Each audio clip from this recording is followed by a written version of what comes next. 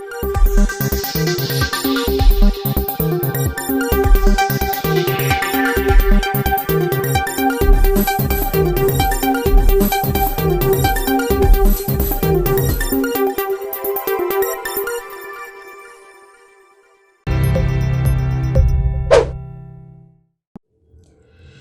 माध्यमिक शिक्षा बोर्ड की ओर से अध्यापक पात्रता परीक्षा शनिवार को शुरू होगी।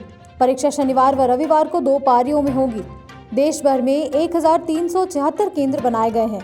परीक्षा पर नजर रखने के लिए कुल 3000 सीसीटीवी कैमरे लगाए गए हैं।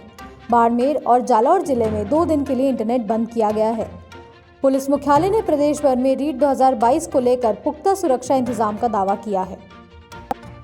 राजस्थान सरकार ने केंद्र से कोयला मांगा है। छत्तीसगढ़ में मौजूदा समय में राजस्थान जिस पारसा कोल माइन से कोयला सप्लाई ले रहा था, सर्वे से पता चला है कि उसमें 15 अगस्त तक का ही कोयला बचा है।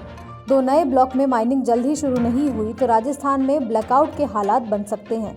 क्योंकि कोयला संकट जारी रहा तो 4340 मेगावाट की कैपेसिटी बिजली पैदा करने वाला ऐसा प्लांट ठप हो जाएगा, जो केवल छत्तीसगढ़ के कोयला माइनिंग से आने वाले कोयले से ही लिंक्ड है और निर्भर है।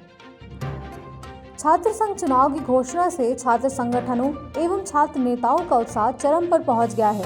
वहीं प्रदेश के विश्वविद्यालय के बिगुल के साथ ही चुनाव के लिए तैयार हो गए हैं। चुनाव की घोषणा भले ही मुख्यमंत्री ने शुक्रवार को की हो, लेकिन प्रदेश के सबसे बड़े राजस्थान विश्वविद्यालय में 1 महीने पहले ही चुनावी माहौल बन चुका है।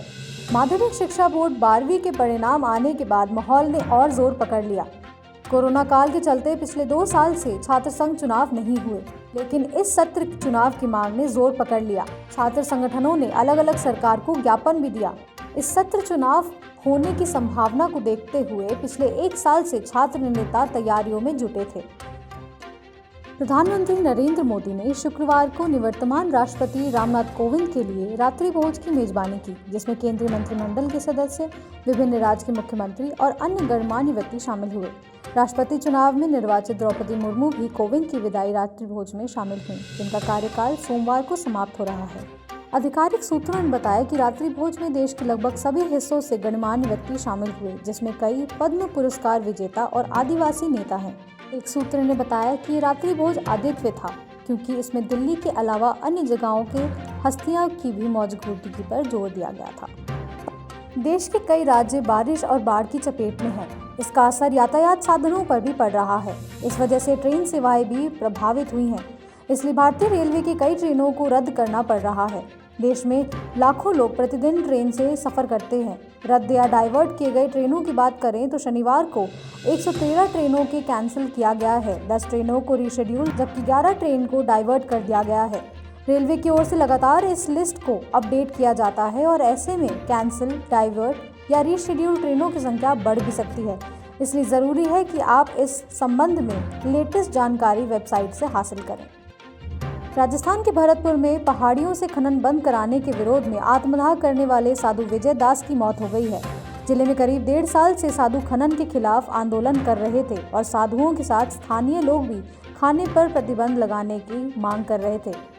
भरतपुर पहाड़ी के एसडीओ ने बताया कि बीते 21 जुलाई को आत्मदाह करने वाले साधु विजय दास की शुक्रवार देर रात इलाज के दौरान मौत हो गई। दास का दिल्ली में एक अस्पताल में इलाज चल रहा था। एसडीओ ने बताया कि शनिवार सुबह दास की बॉडी पोस्टमार्टम के बाद उनके घर वालों को सुपुर्द कर दी जाएगी। राजस्थान हाईकोर्ट ने निवाई तहसील के खोड़ा का खेड़ा गांव की चारगाह भूमि पर बने आवासों को तोड़ने पर इंटरिम रोक दी है। इसके साथ ही अदालत ने प्रमुख राजस्व सचिव और टोंक कलेक्टर सहित अन्य से जवाब तलब किया है। जस्टिस MM श्रीवास्तव और जस्टिस शुभा मेहता की खंडपीठ ने यह आदेश राम कल्याण जाट व अन्य की अपील पर दिए।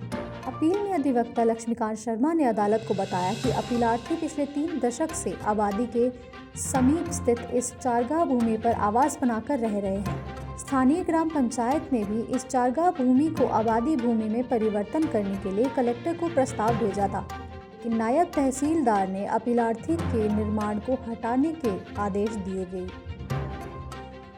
प्रतापगढ़ जिले के धरियावाद उपखंड जूना पोरिया गांव में 6 दिन पहले जमीन के विवाद को लेकर एक दंपत्ति पर हमला करने के मामले में पुलिस द्वारा कोई कार्रवाई नहीं करने के विरोध में बड़ी संख्या में ग्रामीण मिनी सचिवालय पहुंचे और कलेक्टर को ज्ञापन सौंपा। ज्ञापन में आरोपियों के खिलाफ कड़ी कार्रवाई और लापरवाह पुलिसकर्मियों के खिलाफ जांच की मांग की गई।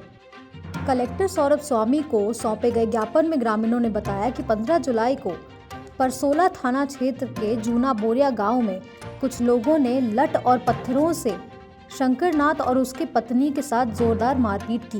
ग्रामीणों ने कलेक्टर से गुहारी लगाई है कि इस मामले में तत्काल कार्रवाई करी जाए, दोषी पुलिसकर्मियों के खिलाफ जांच और आरोपियों को गिरफ्तार किया जाए।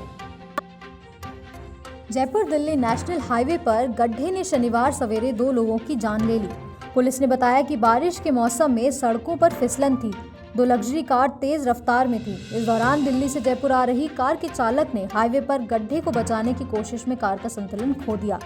कार इतनी तेज थी कि डिवाइडर लांघती हुई सामने आ रही दूसरी कार में जा घुसी।